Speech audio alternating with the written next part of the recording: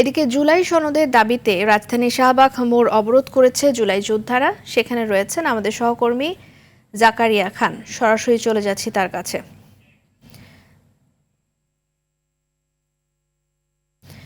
জাকারিয়া, শাহবাগ মোড়ে এই মুহূর্তে কি পরিস্থিতি? যানবাহন সেই সাথে কোনো ধরনের যানজট লেগেছে কিনা, বা সার্বিক পরিস্থিতি কেমন সেখানে?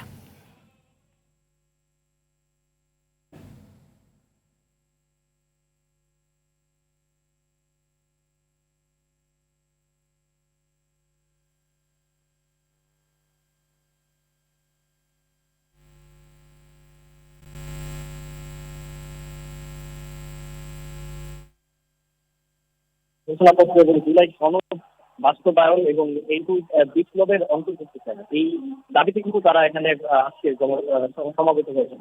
এবং কিন্তু আপনারা জানেন যে গত 29 তারিখ কিন্তু জাতীয় ঐক্যমত্য কমিশন বিভিন্ন রাজনৈতিক দলের সাথে যে সংলাপ চলছে তাদের, সেই সংলাপের অংশ হিসেবে এবং জুলাই ঘোষণাপত্র একটি তারা প্রমাণ করে এবং সেই জুলাই ঘোষণাপত্রের খসড়াটি কিন্তু তারা বিভিন্ন রাজনৈতিক দলের কাছে পাঠান এবং তাদেরকে বলেন যে এতে যদি কোনো পরিবর্তন বা পরিবর্তন করার প্রয়োজন পড়ে তারা কিন্তু জানাতে পারেন। এবং সেই তারিখটি কিন্তু গতকাল পর্যন্ত ছিল, অর্থাৎ 30 জুলাইয়ের মধ্যে তাদেরকে বলা হয় যে এই ঘোষণাপত্রে কোনো সংশোধন বা সংযোজন থাকলে তারা যেন জানায়। এবং আমরা যেমনটি জানতে পেরেছি, বিএনপি সহ কয়েকটি রাজনৈতিক দল ইতিমধ্যে তাদের যে সংশোধন বা মতামত সেটি ঐকমত্য কমিশনের কাছে জমা দিয়েছেন। এবং এই যে ঘোষণাপত্রটির কথা বলা হচ্ছে, এই ঘোষণাপত্রটি মূলত 26টি দফা এতে রয়েছে। এই বাংলাদেশের এখানে বলা হয়েছে যে বাংলাদেশের জনগণ নতুন সাংবিধানিক ব্যবস্থার যুক্তিসঙ্গত সময়ে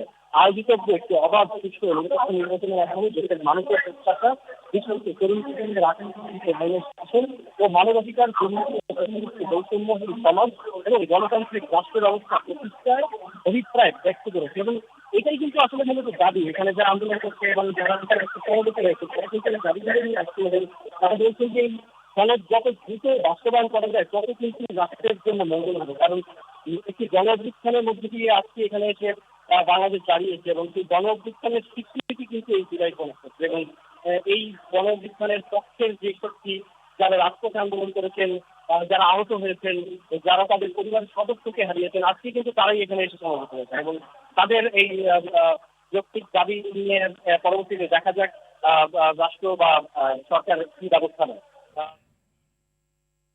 জাকারিয়াকে ধন্যবাদ।